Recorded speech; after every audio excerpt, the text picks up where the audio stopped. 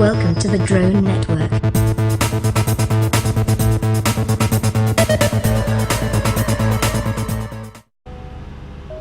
Hey guys, how you doing today? So as you can see, we got John W. Brown behind us, and I am going to be able to drone it today. In the frigid autumn of 1940, hundreds of cargo ships travel across the Atlantic. It's a desperate effort to keep Britain supplied in its war effort against Nazi Germany, but they're being decimated by enemy ships and submarines. In 1940 alone, Germany will sink over 1,000 Allied ships, and Britain is at risk of being starved of supplies.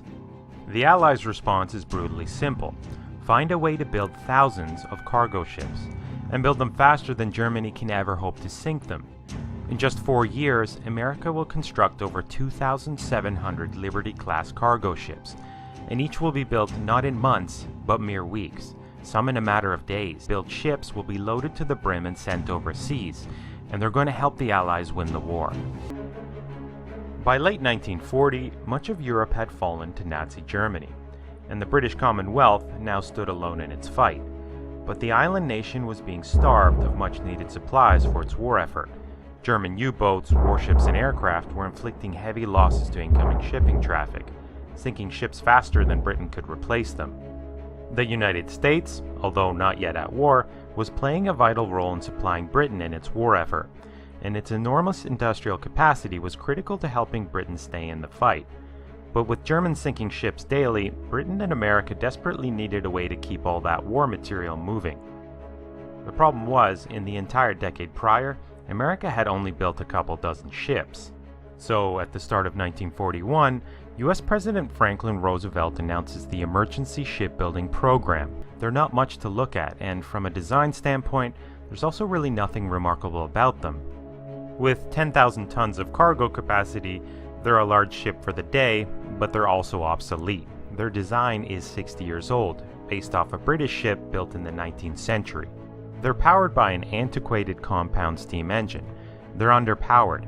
If the Atlantic seas are rough enough and moving in the wrong direction, Liberty might not be able to move forward at all. Most Liberties were given light defenses, a 3-inch bow gun and a 4 or 5-inch stern gun, along with anti-aircraft weaponry. They were crewed by 45 volunteer merchant marines and 1 or 2 dozen Navy armed guard. But in reality, the heroic men who served aboard these ships were vulnerable and paid a heavy price. But Liberty ships aren't remarkable for their capabilities out at sea. The history they made was in how they were built. Their design is deliberately basic, because that's what's going to allow for thousands to be built, with most being constructed in just a few weeks. And Liberty ships aren't expected to last. Their engineered lifespan is only 5 years. But if a Liberty ship can make just one single trip across the ocean with cargo, well, that's a success, worth the $2 million price tag. That's how desperate the situation was. The task of constructing Liberty ships will be assigned to 18 shipyards spread across the coastal United States, and they'll soon be producing Liberty ships at an incredible rate. By 1943, these shipyards will launch a new ship on average every 8 hours. Where it used to take 6 months to construct a Liberty-sized ship, by 1944 it was taking on average only 42 days. And shipyards would compete to see how fast they could build them. One yard would finish a Liberty in a month, then another would break this record, doing it in just 3 weeks. Then in November of 1942, the Richmond shipyards in California managed to build a Liberty in just 4 days and 15 hours. And then it broke in two. Okay, so not that particular Liberty ship, but some early Liberties did literally break in half. Out at sea, Liberty ships were vulnerable, not because they lacked serious defensive weaponry, but because they were slow. Convoys of Liberty ships, numbering 50 or 60, would lumber along at just 10 miles per hour. At full emergency speed, a Liberty ship could push 13 miles per hour, maybe, but a surface German U-boat could do 20 miles per hour, and that made Liberties easy prey, especially at night. To improve the odds, Liberty ships were guarded by escorts. More vulnerable Liberties, those loaded with munitions or fuel, would travel at the center of the formation.